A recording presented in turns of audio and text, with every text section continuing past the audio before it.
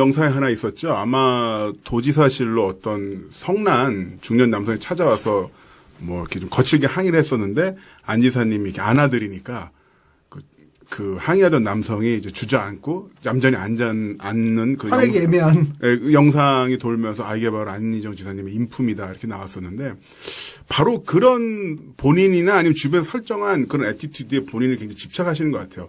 사실 그 영상 자체만으로는 어떤 식으로 이게 제대로 그러니까 그분이 막 거칠게 항의하다가 누가 갑자기 안아주니까 의아하기도 하고 깜짝 놀라면서 그 성난 어떤 화냄을 멈춘 건 맞아요. 네. 근데 그런 식의 스타일을 실제로 어떤 이 사회적 갈등이라든가 이런 부분에서도 비슷하게 아니 거의 동일하게 하려고 한다는 거죠.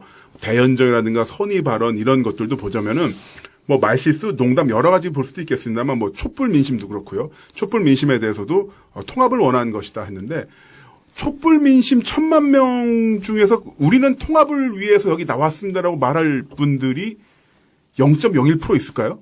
통합이 아니죠. 통합이 아니라 지금 대한민국이 이렇게 망가졌고 뭐 가계부채는 뭐 600조가 됐고 지금 뭐 20대 중에 정규직 경험한 사람은 5.5%밖에 안 되고 중2가 미래의 어떤 자기 희망 직업으로 정규직을 적어내고 여자들은 3일에 한 명씩 남편, 애인, 남자친구, 상사에게 맞아 죽는 그야말로 지옥. 근데 지옥보다 더 못한 거죠. 왜냐하면 지옥이란 시스템은 악인이 벌을 받는 거예요. 하지만 그렇죠. 대한민국은 선인이 착한 사람이 희생당하고 잘못이 없는 사람이 죽음을 당합니다. 그러니까 지옥보다 더 못한 거죠. 그렇죠. 이런 시스템 속에서는 글쎄요.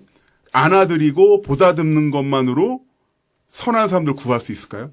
이 부분에 대한 어떤 그 의구심 그리고 그런데 본인께서는 어떤 제가 북토 콘서트에서 만났었고 책을 읽어보도 그렇고 여러 가지 인터뷰라든가 이런 걸 보면은 그렇다 선한 성자 이미지에 스스로 갇혀버리신 게 너무 안타까워요. 그러니까 정치인은 어떨 때는 뚫고 나가야 되고 맨 앞에서 가장 모래발을 맞을 때도 있고 또는 아주 치밀하게 전략가로서 어떤 전술을 짤 때도 있고 아니면은 그 정말 선인의 이미지로서 정치를 할 때도 있어야 되는데 모든 걸 단일화된 하나의 이미지로서만 가져가는 게 아닌가라는 싶기도 하는데 또 지난 에피소드 김 반장님 말씀해 주신 것처럼 12월 20날 올라왔던 페이스북 글을 보면은 새누리당 해산에 친일 적폐 청산에 이재명 시장님이랑 거의 동일한 레벨의 말씀하셨잖아요. 예. 이런 부분에서 보면은 본인이 애초에 그 설정했던 이미지와 어떤 흐름과 또한 그 경선이라는 상황 속에서 실질적으로 이제 역선택에 대한 어떤 부분도 좀 있었잖아요. 네. 그 부분에 대해서도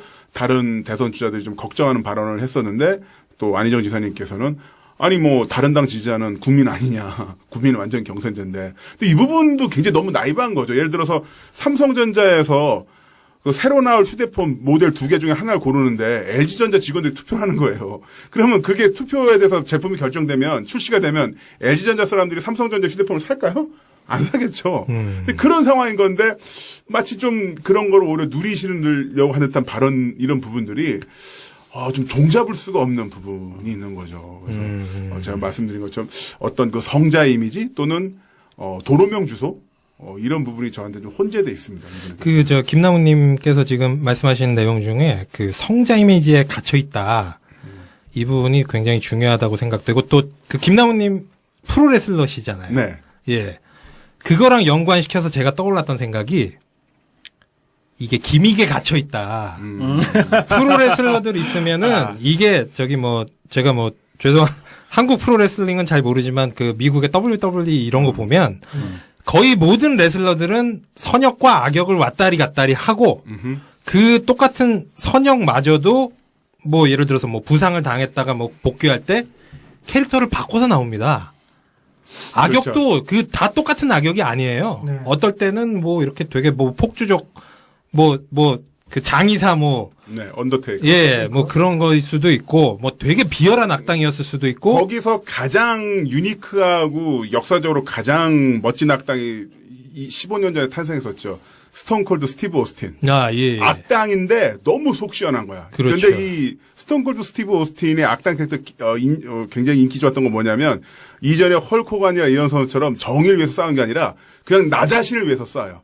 나 자신을 위해서 선역 챔피언도 때려눕히고 나 자신을 위해서 나쁜 놈도 때려눕히고 나 자신을 위해서 빈스 맥맨도 회장도 때려눕히는 이런 모습에서 관객들이 카타르시스를 느끼면서 세계적인 부모이 됐던 거거든요. 그런 이제 기존에 없던 캐릭터인 거죠. 기존에 없던 캐릭터인데 뭐 프로레슬링과 정치를 이제 저기 하는 건 모르겠습니다만 뭐랄까 안지사님은 어쨌든 그 기본적인 자신의 선한 이미지를 계속 강요하고 싶은데 이게 어떤 탄핵 정권 맞물리니까 약간 좀 세게 나갔다가 다시 내 본연의 이미지로 가자. 이런 부분에서 그 앵커 효과라고 하잖아요. 다시 딱 내려지면은 어떤 결정을 낼 때 그 반경에서 계속 지금 자전을 하게 되는데 그런 것처럼 본인 스스로 닻을 내리고 거기서 조금 한번 나가봤다가 다시 돌아왔다가 조금 나가봤다가 다시 들어왔다. 이런 부분들이 결과적으로는 그 산토끼를 잡는 게 아니라 집도끼도 놓쳐버리게 되는 저희가 1화에서 말씀드린 것처럼 민주당 내에서 당원들의 지지율도 굉장히 심각하게 빠지는 이런 사태를 가져오지 않나 싶습니다. 그냥 저는 그냥 주워 들은 얘기로만 말씀드립니다. 예, 뭐 어떤 본인의 어떤 그런 뭐 성자 이미지, 네. 뭐 그런 기미에 갇혀 있다. 이런 좋은 말씀을 해주셨고. 그건 실제로 그래요.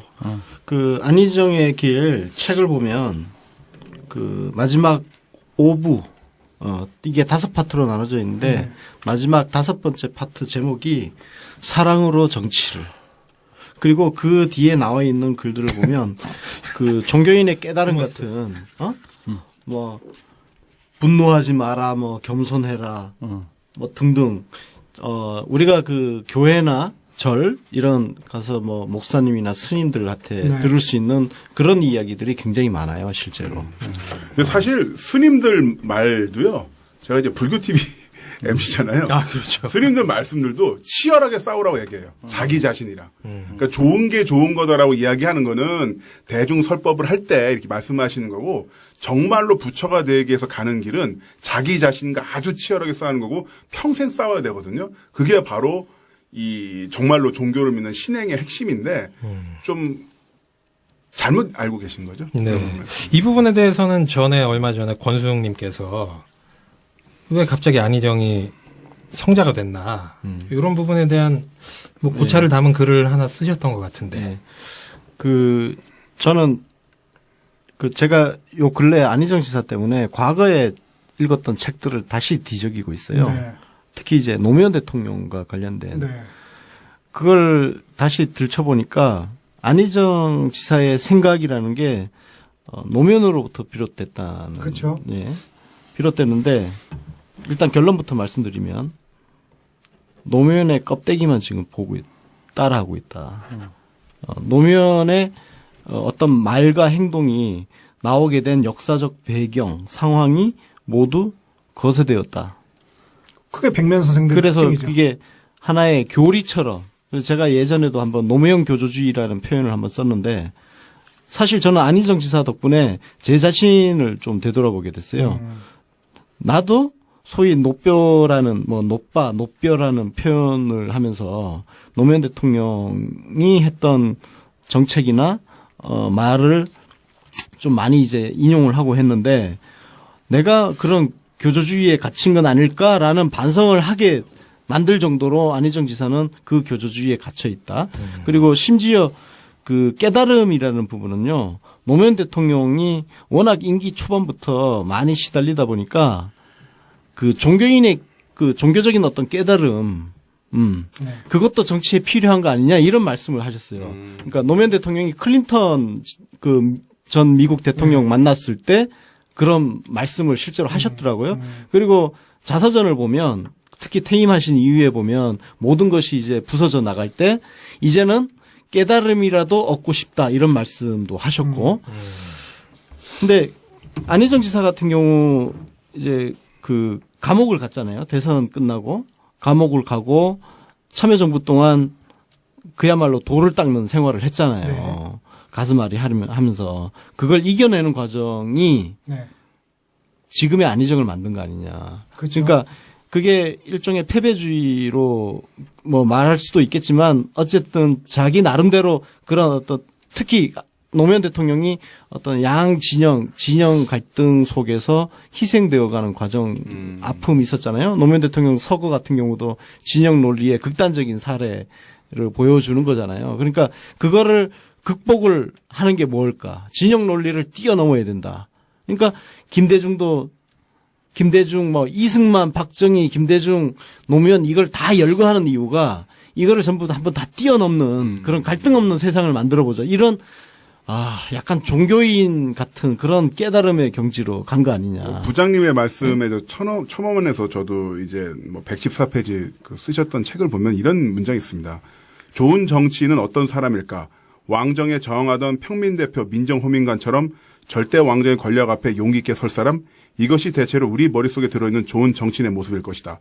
그러나 절대 왕정 시대는 갔다. 절대 왕정과 비슷한 독재 시대도 지나갔다. 무언가를 폭로하고 고발하고 공격하는 용기가 필요한 시대는 아니다. 그러니까 현실에서 시대착오적인.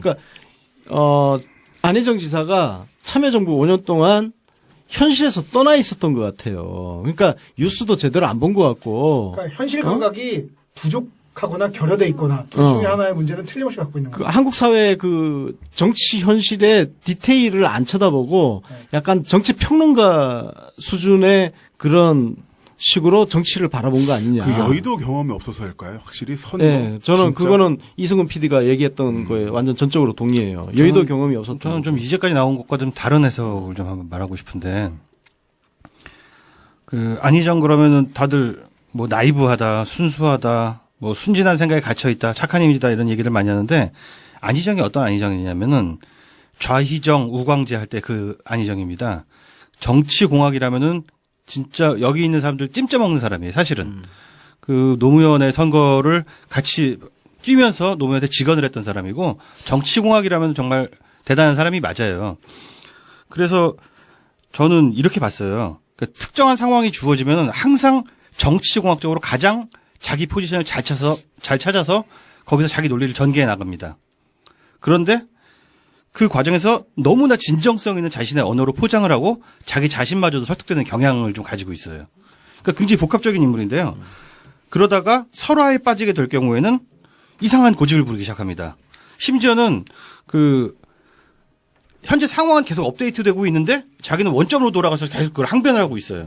그거는 자기 진정성에 대한 항변이고 또 일종의 인정투쟁이에요. 그동안 오랫동안 자신이 인정을 받지 못해왔기 때문에 이걸로 지지자들한테 무릎을 꿇거나 하는 게 싫은 거예요.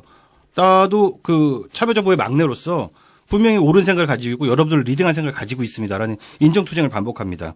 근데 그 와중에 워딩이 좀 꼬입니다. 왜냐하면 이게 정치공학과 진정성이 막 섞여 있기 때문에 생각의 오리지널리티가 상당히 약해요.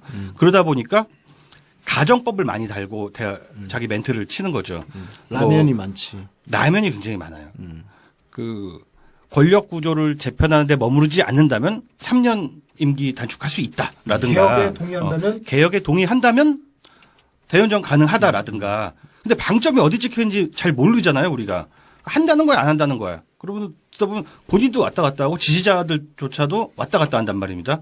그러니까 이렇게 굉장히 복합적으로 섞여 있는 사람이기 때문에 단순히 정치공학적이다, 정략적이다, 나이브하다, 순진하다. 이렇게 딱 말하기 어렵고 아까 말씀하셨던 것처럼 정리가 잘 안 되어 있어요. 그런 부분이 참 정말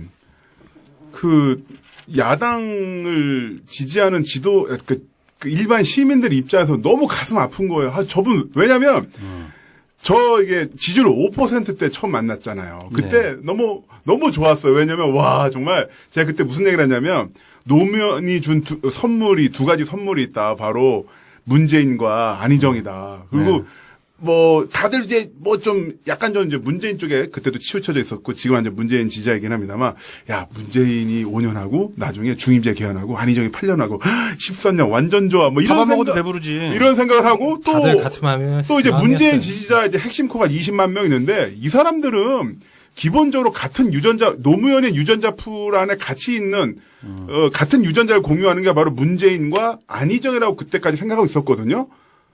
그러니까 당연히 일단은 문재인에 갔다가 왜냐하면 또 2012년 때 너무 정말 처참하게 정말 그걸 겪었으니까 한번 밀어주고 그 다음에 당연히 그 20만 명의 코어는 또 이쪽으로 갈 수 있는 영역이 분명히 있는데 왜 여기서 자신의 장점과 아니면 준비된 모습을 제대로 디스플레이 전시를 못하고 막 좌충우돌하니까 막 그러면 이제 진짜 그것도 있죠. 문안은 가능해도 안문은 안 된다는 것 때문에 이제 문재인을 지지하는 그렇죠. 분들도 그렇죠. 있어요. 문재인 맞아요. 후보에겐 다음은 없죠. 없죠. 저는 이제 지난번에 저 가평이 쓰신 걸 좋았어요. 하여튼, 감사합니다. 네. 따봉. 지금 온라인 따봉이 팟캐스트로 따봉을 직접 저는 그 안희정의 정무적 감각이 되게 뛰어나다. 뭐 좌의정 우광재다. 저는 사실은 잘 모르겠고요. 그러니까 뭐 동의를 안 한다는 게 아니고 그런지 잘 모르겠다. 그런지도 모르지만 아닐 수도 있겠다. 이런 생각이 들고요. 저는 사실 이 요새 이 안희정이 보이고 있는 헛발질은 기본적으로 그 참여정부 때 그 현실을 떠났음 뭐 이런 거 그리고 자기가 감옥을 다녀온 이런 것들도 있지만 더 결정적인 영향을 미쳤을 거라고 저는 추정하는 것은 역시 노무현의 죽음이 아닌가 싶어요. 트라우마.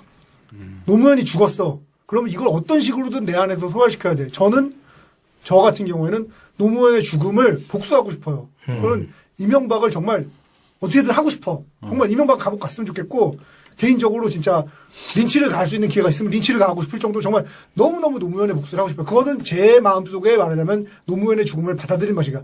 정리하는 방식. 아버지가 죽은 것 같고 저 복수를 하고 싶은 거야. 근데 안희정, 그러니까 제가 한낱 저는 심지어 노무현을 찍지도 않았고 2007년에 노무현 지지자가 된 사람인데도 이런데 그 안희정의 마음속에서 노무현의 죽음이란 게 정말 큰 영향을 미쳤을 거예요. 어떤 영향을 미쳤을지 상상하기도 어려울 정도로 저는 큰 영향을 미쳤을 거라고 생각해요.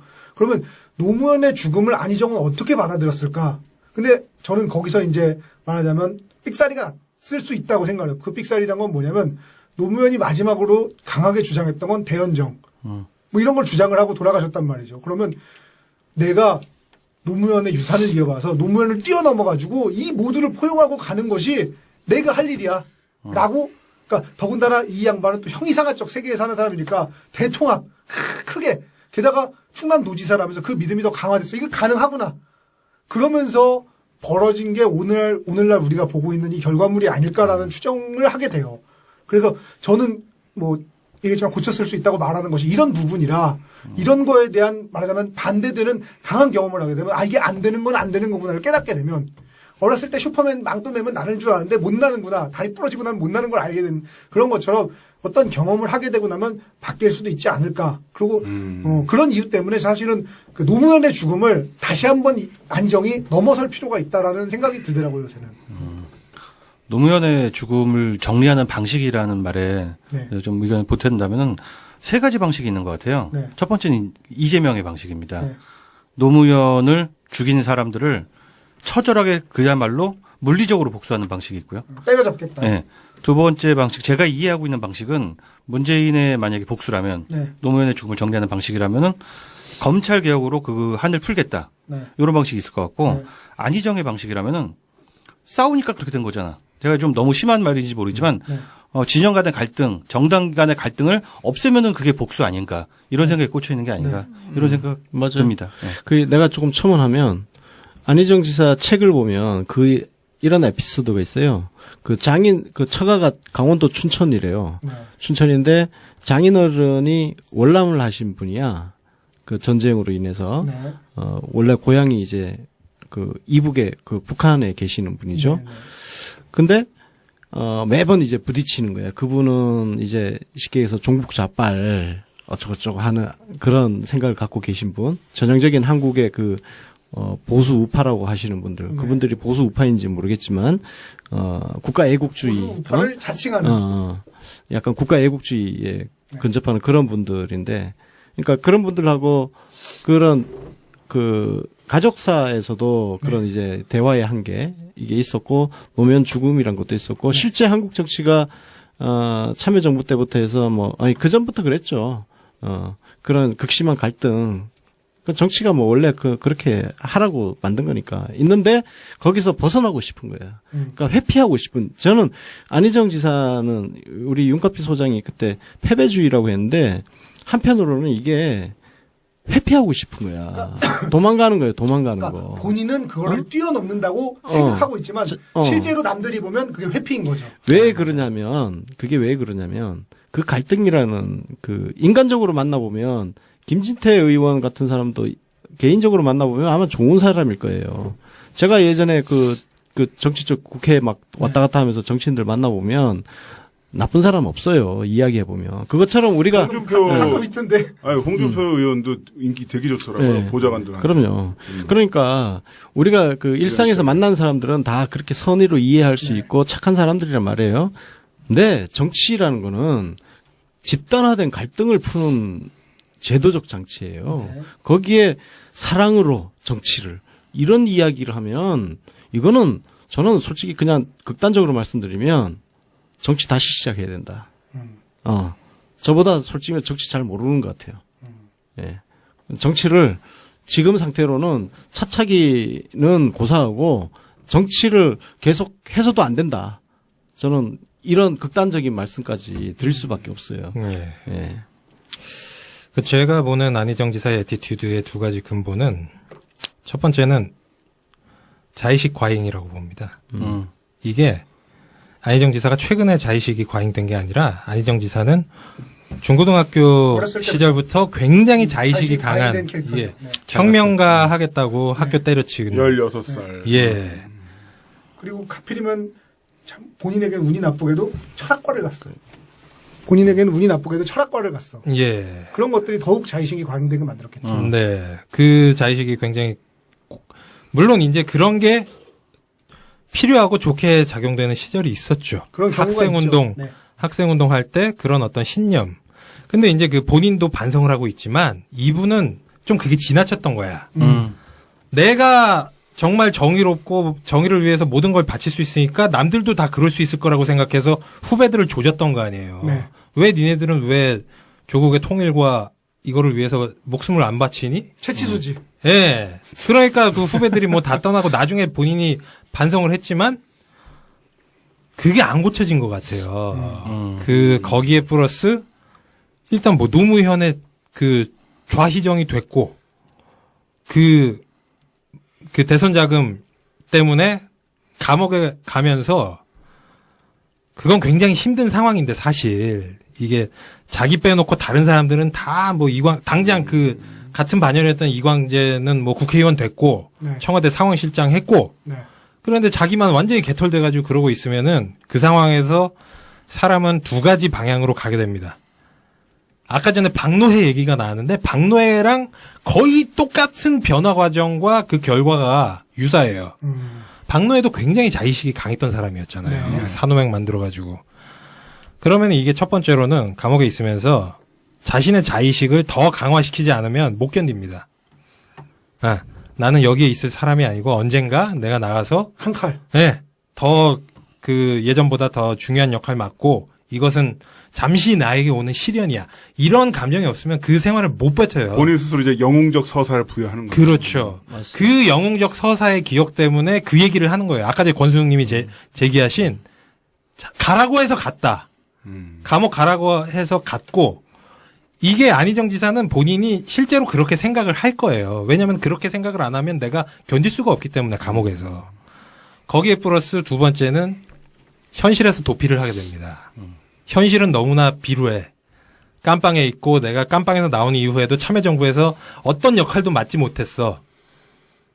그게 바로 MMORPG를 하는 플레이어들의 심리죠. 그렇죠. 그렇게 되면 이게 현실을 제대로 현실적으로 분석을 하게 되면 내 자신이 너무 비참해지고 그렇게 되다 보니까 이거를 어떤 거대 담론화 시키는 거예요. 박노해도 똑같아요. 박노해 사회주의 하다가 나중에 이거 전향서는 아니고 준법서약서 쓰고 나오자마자 아우 사람만이 희망이고 그러면서 요즘에 전 세계 돌아다니면서 뭐 이렇게 사진 찍고 그러고 뭐 저는 나쁘다고 보진 않지만 왜냐면 박노해는 정치를 안 하잖아. 김지아도 그렇잖아. 맞아. 김지아는 이제 좀 더럽게 변질이 김지아는 돼 흑화됐고, 있는데 그 완전 저쪽한 거예요. 김지한은 흑화됐고. 저는 솔직히 박노해는 자기 자리 잘 찾아갔다고 봐요. 왜냐면 박노해는 정치 안 하죠. 시민단체 비슷한 거 만들어서 어쨌든 환경운동, 뭐 나눔운동 이런 거 한단 말이에요. 저는 안희정 지사 지금 스탠스, 지금 애티튜드 유지를 한다면 안희정 지사가 있어야 할 곳은 정치판이 아니라 실제로 뭐 정신운동을 하시던가 정신개혁 운동을 하시던가 환경운동을 하시던가 사랑운동을 하셔야 된다. 법률 스님이랑 같이 다니면서 사랑을 설파를 하시고 화해를 설파를 하시고 포용을 설파를 하셔야 돼요.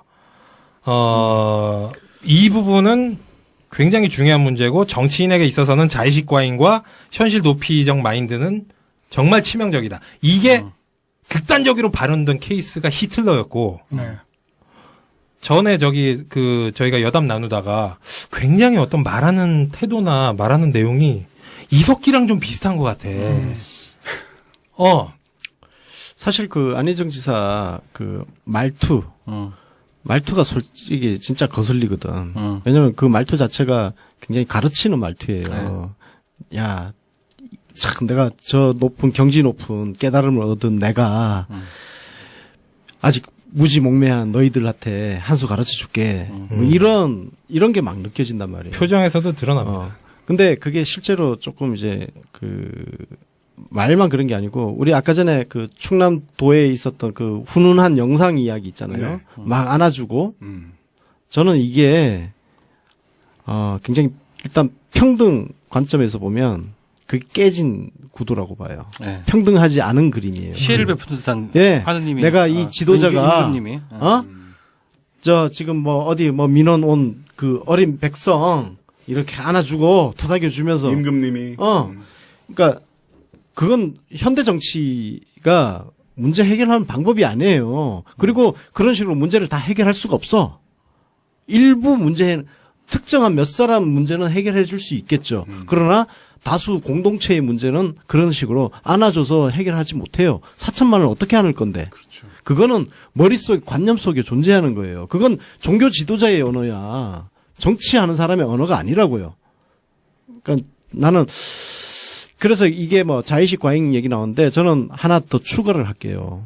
소용주의가 있는 것 같아요. 소용주의. 그러니까 어릴 때 이게 같은 맥락인데 이분은 지금 정치학 교과서를 새로 쓰고 있어. 그러니까 민주주의라는 제도가 우리가 17세기 그 영국의 명령혁명부터 시작해가지고 18세기 프랑스 혁명 거치면서 미국의 독립전쟁 이런 걸 거치면서 민주주의와 뭐 법치주의 그리고 상권 분립이라는 이런 제도들이 만들어졌잖아요. 네. 근데 이 제도의 기초가 뭐냐?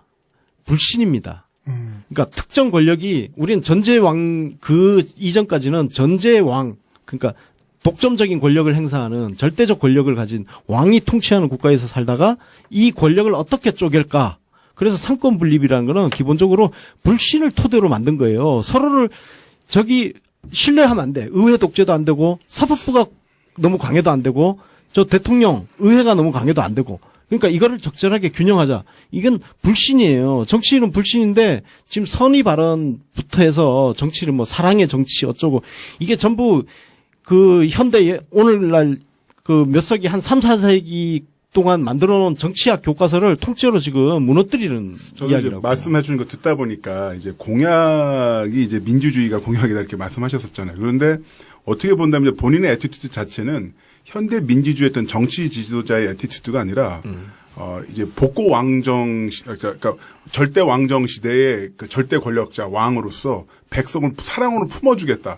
뭔가 이런 어떤 네. 목민 신사의 한 부분 같은 저는 그거보다는 이 출애굽하던 당시에 이 이스라엘 지도자 모세? 선지자 모세 뭐 여호수아 뭐 이런 사람들의 마인드가 아닌가 싶어요. 내가 이 어린 양들을 이끌고 이 광야를 가나안 헤치고 땅으로 나가야 된다. 적과 근데 꿀이 이것들이 흐르는. 지들끼리 뭣도 모르고 싸우니까 내가 다 이거를 안고 가야 된다. 이런 선지자 마인드를 가지고 있는 게 아닌가 싶어요, 저는. 근데 우리가 지금 이런 식으로 이야기하면 분명히 이런 반론이 나올 거예요. 니들이 안희정에 대해서 뭘 안다고. 요거 하나 있고요. 졸라 잘하는. 그다음에 감히 니들이 뭔데. 요런 반응이 하나 있을 수 있고요. 뭐 그러든지 말든지. 또 하나는 안희정의 발언을 잘 이해를 못하고 있다.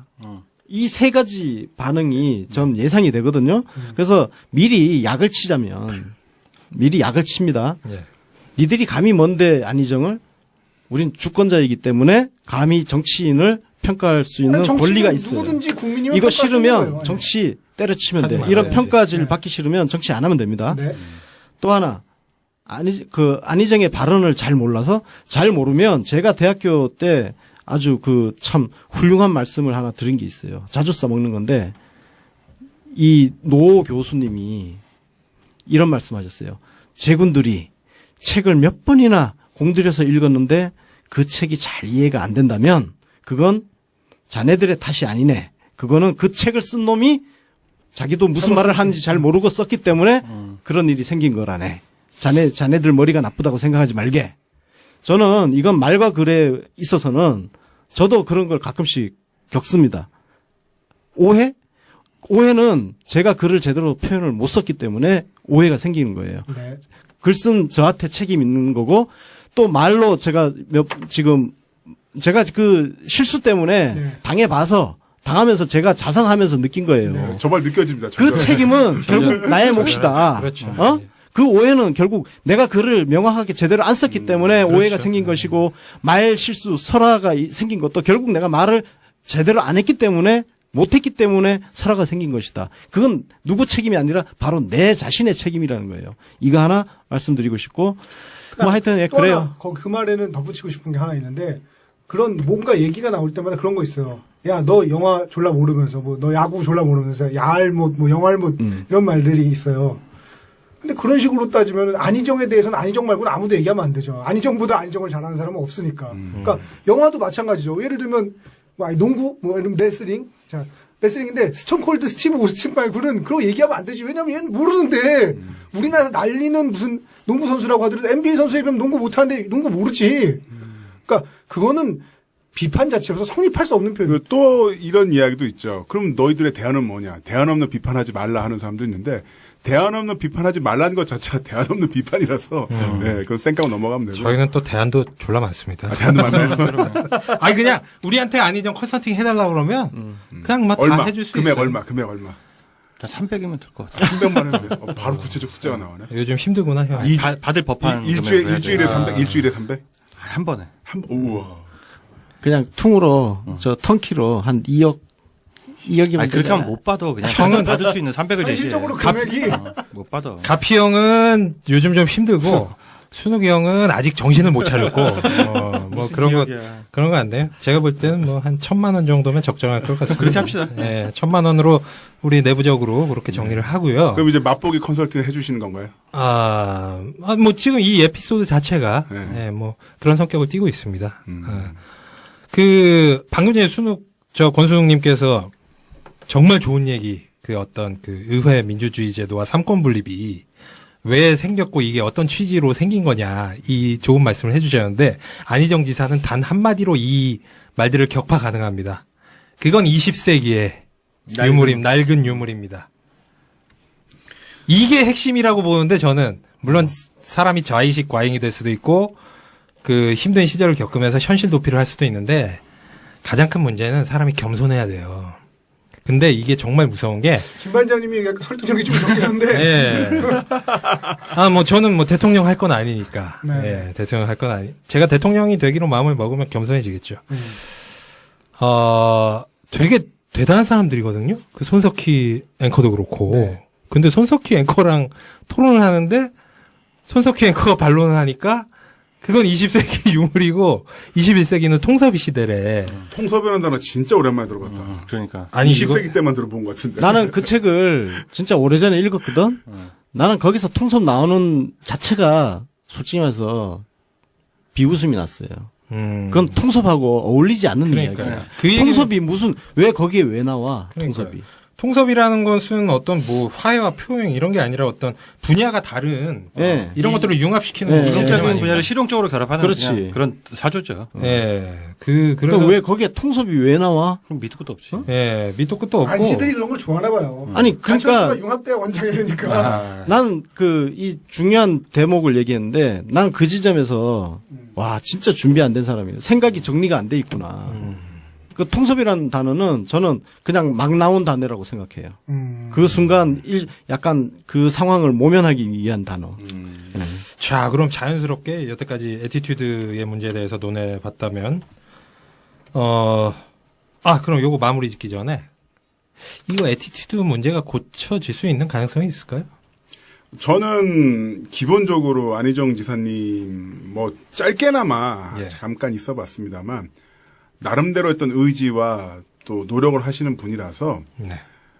근데 뭔가 임팩트가 좀 있어야 돼요. 뭐냐면 충격이 좀 있어야 그 된다. 충격이라는 게 사람이 그 자신의 인생관 가치관을 바꾸기 위해서는 6개월 감금에 준하는 스트레스가 필요하다고 하는데 이미 1년은 가보셨잖아요.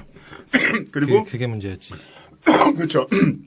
왜냐면은 그것만이었으면 괜찮았을 텐데 오히려 비극적인 사건, 노무현 대통령의 죽음, 이거는 아마 또 엄청난 충격이겠죠. 그렇죠. 이런 두 변의 충격 때문에 안 지사님이 어떤 본인의 그 원래 어떤 성정과 이런 두 번의 어떤 비극적인 사건 때문에 지금 이런 상황이 펼쳐진 거고, 어떻게 본다면 아까 이수문 PD님도 말씀해 주셨습니다만 문재인 전 대표님 같은 경우도 지난 대선 때 엄청난 약점이 있었잖아요. 근데 그 약점이 한번 그 낙선을 통해서 본인의 어떤 단점을 굉장히 많이 보완할 수 있는 그 상황까지 올라왔었고, 사실 사람이 완전히 바뀌었어요. 그런 부분에서 보자면은 안희정 지사님도 충분히 이제 고쳤을 수 있는 부분이 있지 않을까라고 뭐 감히 저는 말씀드리고 싶어요. 윤가 PD님은 어떻게 보십니까? 어렵죠. 사람이 그걸 바꾸기는 굉장히 어려운 건데 자기가 정말 대권의 꿈이 있다면은 컨설턴트가 옆에 붙어 있어야 된다. 예를 들어서 저 같으면 나를 써라. 예. 나는 눈가피를 써라. 난 바쁘고 그런 군수 후보들 상대할 시간은 없고 나 같으면 예를 들어서 나랑 약속을 합시다. 지금부터 당신은 뛰어넘는다는 개념을 버리세요. 그거에 관련된 얘기는 하지도 마세요. 상상도 하지 마시고 입 밖으로 내뱉지 마세요. 이 2016년에 그 안희정이 쓴 글을 보면 진짜 가관입니다. 나는 신호도 뛰어넘고 동교동도 뛰어넘고 100년 한국의 현대사도 뛰어넘고 이것도 뛰어넘고 저것도 뛰어넘고 사랑과 미움도 뛰어넘고 이러고 있습니다. 허들선 수준의 슈퍼히어로야. 나이키 광고 선수야. 같다. 이게 레토릭에 중독된 게 아니라 진짜 보통 대통령 할 거면은 나는 대통령 안 해. 이런 각오가 들어있어요. 그게 이제 자의식 과잉이죠. 근데 우리가 지금 하고 싶은 얘기가 대통령은 심판자도 아니고 뭐 축구 심판도 아니고 네고시에이터도 아니란 말입니다. 자기 하고 싶은 의제를 내세워서 지지를 받고 어렵지만 관철해 나가는 과정이지 그냥 뛰어넘으려는 무슨 초월적인 존재를 뽑으려는 게 아니거든요. 그러니까 바꾸려고 한다면 몇 가지 규칙에 따라야 된다. 진짜 그 정도로 대권을 잡고 싶다면 그런 얘기를 하고 싶어요.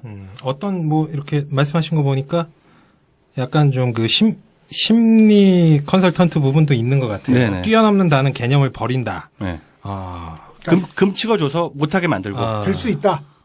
될 수 있다. 있다 없다를 지금 얘기를 하는 중이니까. 네, 그게 이제 거의 인셉션 같은 거죠. 네네. 일종의. 최면 요법을 받든지. 난 참 비관적으로 보는 게 제 개인적인 에피소드를 따봉쇼에서 한번 이야기한 적이 있는데 2007년도에 참평포럼 그때 이제 안희정 지사가 그때 참평포럼 만들면서 정치에 이제 복귀를 했잖아요. 그때 저는 이제 유시민 지지자였고 네. 근데 그 어떤 회의에서 회의 끝나고 뒤풀이를 가서 안희정 지사가 저한테 그랬어요. 이야기하다가 아니 노무현 지지자들이 왜 나 안희정이 아닌 유시민을 지지하는 거냐. 제가 참 벙 쪘던. 왜냐면은 안희정 지사는 그때 정치를 안 했으니까 당연히. 그리고 참여정부 기간 내내 노무현 대통령의 정치적 경호실장으로 뛰었던 사람이 유시민이고 그러니까 노무현 지지자들이 유시민을 좋아할 수밖에 없잖아요. 네. 노무현을 엄호해 주는 사람이 유시민이니까. 근데 거기서 왜 안희정이 아닌 유시민을 지지하느냐? 이 질문 자체가 저는 자기 자신을 스스로 굉장히 높여놨어, 지금. 현실 감각이 떨어져요. 현실 감각이 그러니까 떨어져. 자기 자신을 굉장히 높게 설정해놓고, 그러니까 이게 어릴 때 혁명하겠다고, 그 고등학교 때 혁명하겠다고 나서 거기서부터 다 일맥상통하는 그렇죠. 거라고 봐요. 예. 자기는 항상 리더인 거야. 그리고 노무현하고 같이 했던 것도 참모라는 표현을 잘 안 써요. 그렇죠. 동업자라고 해요. 동업자로. 아, 맞아. 책에서도 그래. 그러니까 맞아. 이게 자의식 과잉, 맞아. 소영웅주의 뭐 이거하고 비슷한데, 그러니까 그 자체가 노무현 대통령 그때 참모하던 게 그 자체가 자기 정치라고 생각을 한단 말이야. 그러니까 자기 정당 생활 30년 했다고 얘기하는데, 근데 우리는 객관적으로 저 사람이 무슨 정치를 했냐, 보좌관이 무슨 정치인이야. 그렇잖아요. 현실이 그래요. 그렇죠. 물론 그 노무현 대통령과 이광재, 안희정 이 사이는 기존 정치인들하고 다른 거는 확실해요. 네. 그런데 그 자체가 어쨌든 제가 말씀드리고 싶은 거는 안희정 지사는 본인 스스로를 굉장히 저 높은 곳에다가 지금 올려놨다. 근데 확실히 얘기할 거는 왜 그 관계가 특수했냐면은 동업자 관계라는 얘기까지 했냐면은 노 대통령이 특수했기 때문이에요. 그렇죠. 맞아요. 노 대통령이 곁에 네. 있는 사람을 네. 그렇게 높이 띄워줄 줄 아는 그렇죠. 낮은 자세에 임한 사람이기 때문이고 실제로 그렇게 참모와 격이 없이 영혼을 나누고 토론할 수 있는 특별한 사람이기 때문에 그런 거지 그 대상들이 특별한 건 아니라고 볼 수 있죠. 30대 그냥 보좌관이잖아요. 그러니까. 그 방금 전에 유시민 노무현 주변에 있는 사람들이 그런 착각들을 많이 하죠. 그래서 네, 버릇을 그렇죠. 많이 벌여놨어요. 김병준 뭐 공주병, 왕자병 환자들이 너무 많아. 여기 거론은 하지 맙시다. 더 이상 거론하지 맙시다. 김병준까지는 괜찮아. 그러면 김병준은 뭐 엊그저께 무슨 기사 떴는데 완전 흑화됐던데. 네. 저기 국정교과서 국정교과서를 받아들여야 된다고. 아니 뭐 그러더니 원래 저기 한 번 그렇게 헛바지하기가 어렵지. 한 번 하고 나면 그 뒤부터 편해요. 쉬워요. 쉬워져. 나 이렇게 잘난 놈인데 노무현도 인정했던 대단한 놈인데 대단한 인간인데 니들이 나를 몰라줘? 이렇게 삐쳐나가면 모든 사람을 높여주신 분입니다. 노무현 대통령은 모든 사람을 높여줬어. 예. 그래서 자기 착각에 빠진 사람들이 너무 많은 게 그게 사실 지금 문제야. 노무현 대통령이 이게 다 노무현 때문이다. 노무현 대통령이 그거 잘못하신 우리가 거야. 여기서 지금 땀 흘리면서 녹음하는 것도 노무현 때문이죠. 그러니까 지금 뭐 진짜 사우나네 이거 핀란드 사우나. 사우나. 더워지겠네. 건식이 아니라 10분 내로 끝내죠. 안 될 것 같아 더 이상. 그러니까 체력의 한계야. 이명박이고 박근혜고 안희정이고 문재인이고 간에 일단 우리 살아야 돼요. 우리가 살아야지. 여기 지금 산소도 부족해 실제로. 내 보기에 지금 저산소 현상이 좀 일어나고 있어. 얼굴이 지금 상태가 약간 좀 피기가 좀 빠지고 있어 다들. 진짜로. 우리 팟캐스트 한 지 얼마 안 돼서 물어보는 건데 여름엔 어떻게 녹음해요? 우리는 시원하지. 공조 있죠. 여기는 시원한데 여기는 우리는 에어컨 붙어 있지만. 이건 틀고 하는 거야 그냥. 틀고 해. 지금 일단은- 틀고 할까?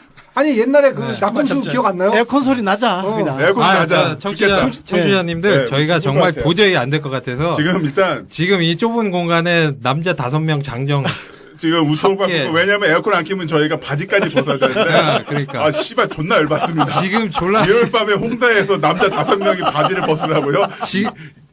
지금 제가 그 남자 고등학교 이후로 처음 맡아보는 냄새를 왜 그 체육 시간에 졸라게 뛰고 나서 체육복 땀에 쩔어가지고 그거 그냥 캐비넷에 처박아 놓잖아요. 걸레 썩은 냄새가 지금 나고 있어서. 한마디로 예. 존나 족같습니다.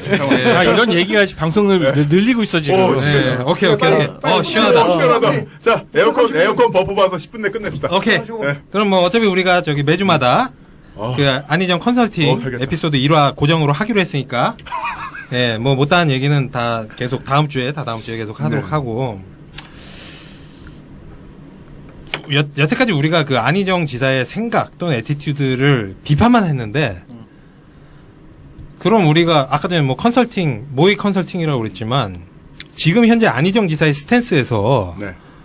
그렇다고 안희정 지사의 생각을 완전히 묵살하고 파괴하지도 않는 선에서 우리가 만약에 컨설팅을 해준다면 어느 정도 메시지나 그 정도로 우리가 제안을 해줄 수 있고 또 그렇게 하면 안희정 지사가 굉장히 뭐 부활을 할 수 있을지 요거에 대해서 한번 얘기를 해봤으면 좋겠어요. 차차기예요? 네. 차차기가 됐든 뭐 지금 경선이 됐든 뭐 우리가 정치인으로서의 아니, 어떤 우리 지금은 늦었으니까 하지 말자. 차차기로 가자. 지금 이게 되겠어? 시간이 없는데. 아니, 그래서 왜냐면- 차차기에 컨설팅 하자고? 차차기 컨설팅. 차차기 어떻게 하면 대권을 잡을 왜냐면 것인가. 지금 오케이, 얘기한 오케이. 게 가장 의미 없는 이유는 전 이거라고 생각해요. 아까 시간이 이제 없어. 남은영님이 얘기를 하셨는데 지금 시대 정신은 누가 뭐래도 적폐청산과 심판이에요. 맞아요. 그러니까 누가 뭐래도 심판인데 이미 여기서 헛발질을 너무 크게 해놔서 자 여기서 이제 와서 제가 잘못했습니다. 심판으로 가야 됩니다.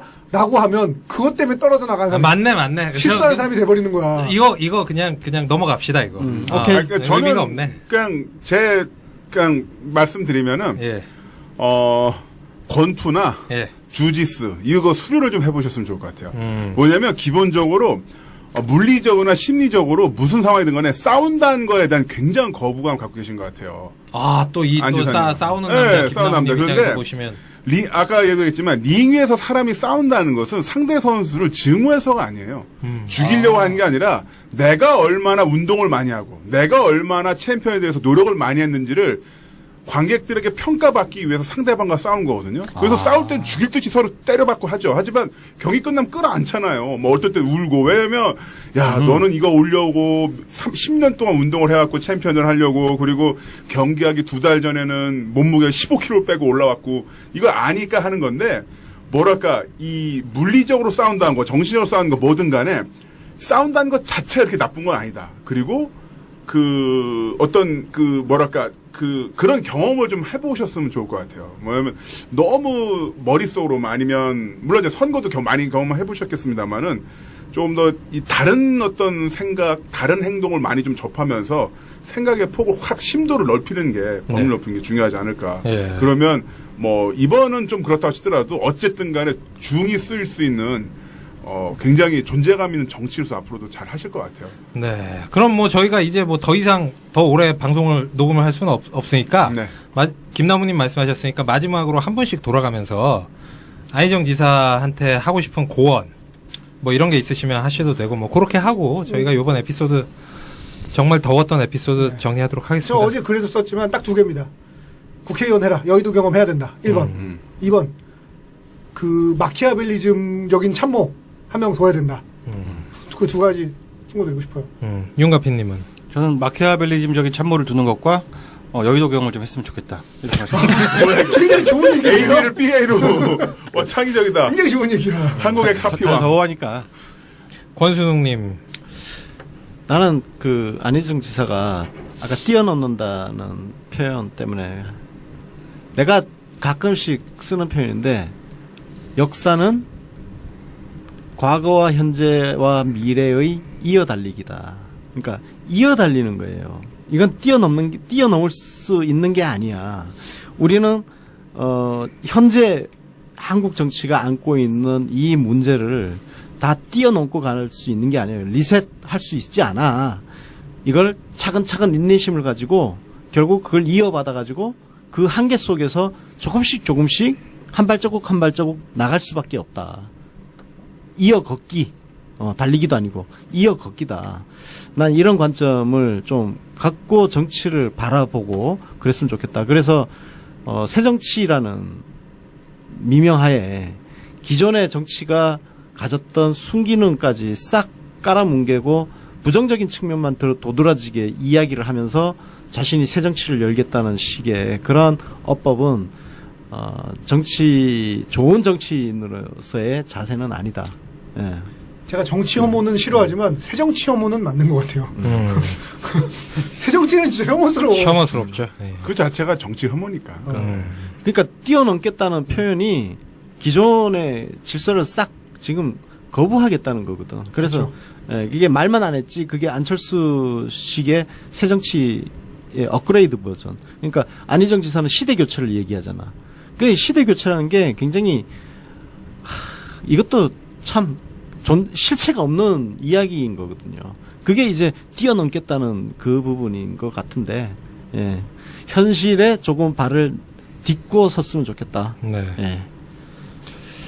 네, 뭐 제가 마지막으로 한 말씀 올리자면, 예, 요즘 안희정 지사 말 너무 많이 듣다 보니까 올리자면이라는 표현을 자주 쓰게 됩니다. 아까 전에 그 유시민 전 의원, 지금 현 작가 얘기가 나왔는데, 요새 그 원래 그 차차기로 안희정 지사를 염두에 두던 분들 중에 이렇게 쇼크 먹고 실망하신 분들 중에 상당히 많은 분들이 유시민 작가를 뭐 다시 차차기로 뭐 정치를 하게 만들어야 되는 거 아니냐. 책 불매 운동에서 책으로 돈 못 벌게 해서 뭐 국회의원 연봉이라도 뭐 노리고 정치를 하게끔 뭐 그런 얘기들이 있어요. 근데 유시민 의원 같은 경우에도 원래 저 야권 지지율 1위였죠. 대통령 후보 지지율. 그쵸. 그랬다가 정계 은퇴를 하고 나서 최근 한 4, 5년 동안 굉장히 어떤 그 본인의 애티튜드나 생각이나 뭐 이런 당장 얼굴만 봐도 달라진 것 같아요. 도인이야 도인 이제. 예. 그게 이제 그 안희정 지사랑 유시민 전 의원은 완전히 대척점에 있는 캐릭터인데 유시민 의원도 나름 그 반대쪽에 극단에 네, 있다가 5년 동안 이제 그 가운데로 실패. 온 거거든요. 네. 근데 그 원동력이 처절한 실패. 네. 사람은 실패를 겪어야 성찰을 하는 겁니다.